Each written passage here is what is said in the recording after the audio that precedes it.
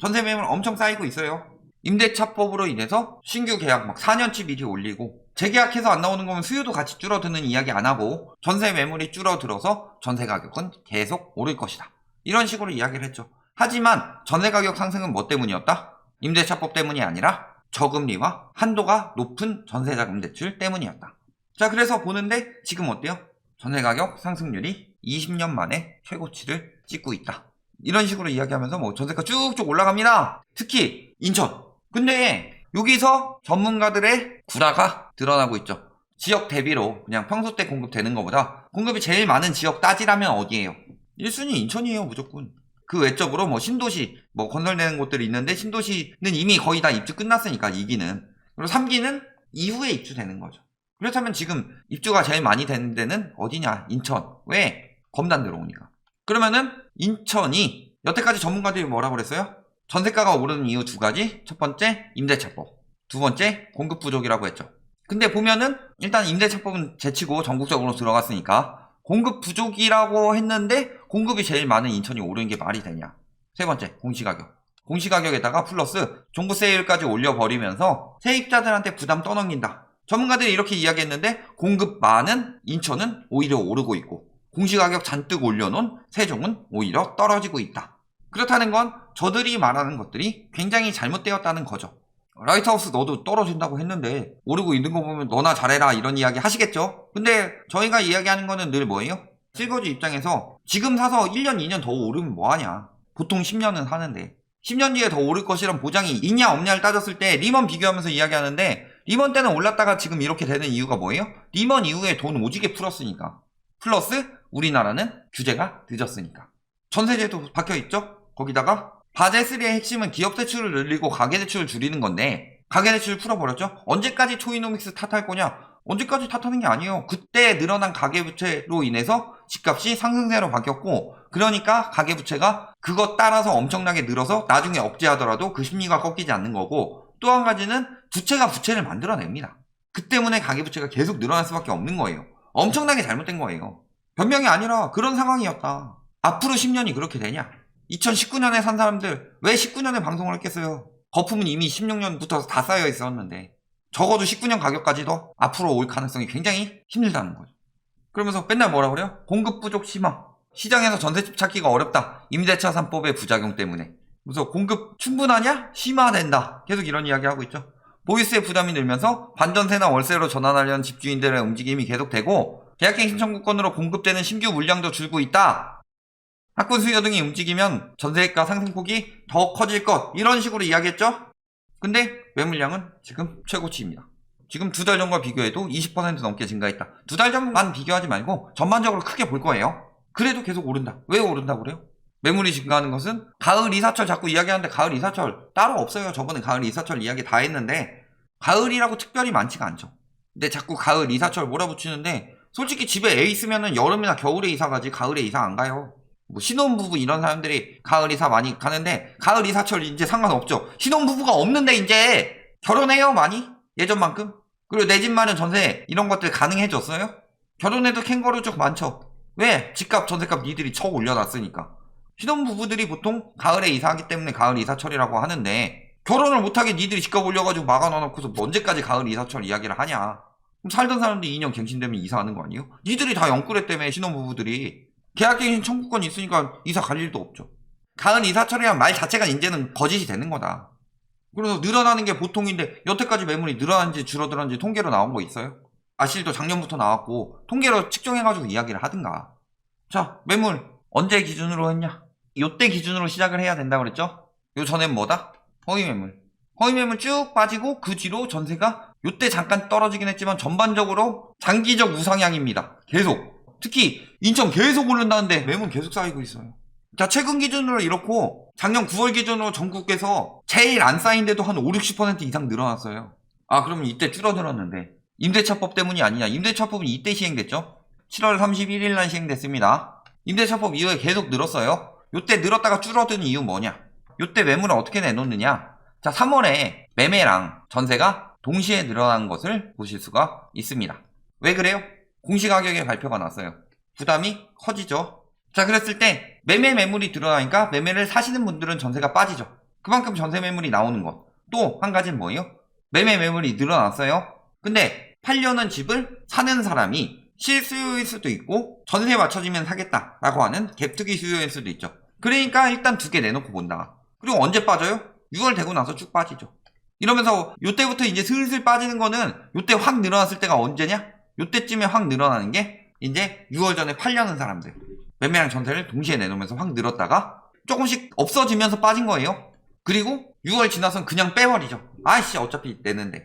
그리고 그 다음에 다시 늘어나기 시작하는 거다. 특히 8월 대출 규제 때문이라고 하는데 거의 8월 초부터 늘어나기 시작합니다. 이미 한계가 왔다는 거예요. 임대차법 때문에 내년 1년 더 봐야 되고 1년 더 오를 거고 또 2년 뒤에는 그때 이제 막 갱신한 사람들 다시 나오면서 신규 나와서 폭등할 것이다. 계속 이런 식으로 이야기하고 있는데 매물 계속 늘고 있고 전세가 상승폭 점점 줄고 있습니다. 왜 근데 인천 올라요? 매물도 늘어나는데? 밀려나서 오른 거예요. 서울 살다가 밀려나는 거예요 계속. 근데 여기도 비싸서 안 들어가니까 계속 쌓이는 거고. 너무 비싸게 잡고 있다. 지금 임대차법 때문에 전세가 오른다는 이야기를 언론이 그걸로 담합을 해서 자 담합하면은 투기꾼들한테 좋은 점 집값이 올라요. 나쁜 점 뭐예요? 거래가 안 된다. 예를 들어서 7억에 내놨으면은 더 빨리 팔릴 수 있는데 8억에 내놓으면 안 팔리는 거랑 똑같은 거죠. 근데 매물이랑 다르게 임대인들은 똥줄이 타죠. 전세 안 들어오면 어떻게 돼요? 전세 보증보험까지 들었으면 전에 있던 사람 나가려면 내가 대출 받아서 내줘야 되는데 그러다가 한번 낮춰놨다가 계약갱신 청구권 되니까 다시는 못 올릴 거라고 자꾸 언론이 겁주니까 어떻게 되는 거예요? 싸게는 못하겠고 자꾸 이러면서 피해는 누가 입고 있어요? 임대인들이.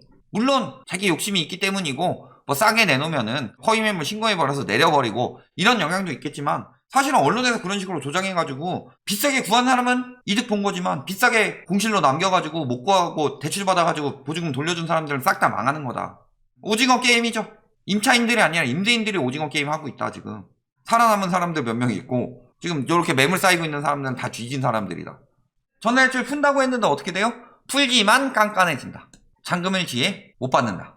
자, 2가지 추가가 됐어요. 전세대출 푼다. 집값 개폭등한다. 이런 식으로 계속 이야기를 했는데 그렇지 않다는 거죠. 왜 이렇게 막아요? 전세자금대출 자꾸 실수요라고 하는데 전세자금대출이 실수요가 아니죠. 특히 무주택 갭투기 같은 경우는 내 집 마련 방법으로 쓰죠. 그리고 전세가 상승의 이득은 임대인이 대부분 전부 차지하기 때문이다. 예를 들어 2억짜리 집이 전세가 1억 5천이다. 그래서 이게 갭이 5천 정도 되죠. 근데 여기를 전세가를 한 1억 8천까지 올렸다. 그러면은 여기 한 2억 2천에 팔아도 갭은 오히려 4천으로 줄었죠. 그럼 갭투기가 들어오긴 더 용이해진 거예요. 그러니까 전세가 올리면 매매가 올리기 굉장히 쉬워진다. 그래서 집값을 올리는 거의 핵심은 뭐예요? 실수요가 아니라 갭투기 수요다.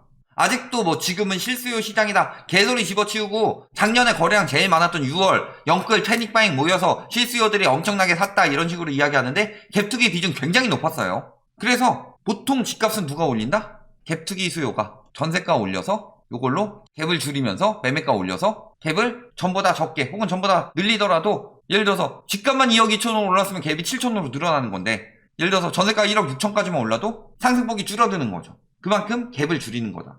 그리고 매매가 올린다. 이거를 추경 매수들이 따라 붙으면서 집값을 올리는 거다.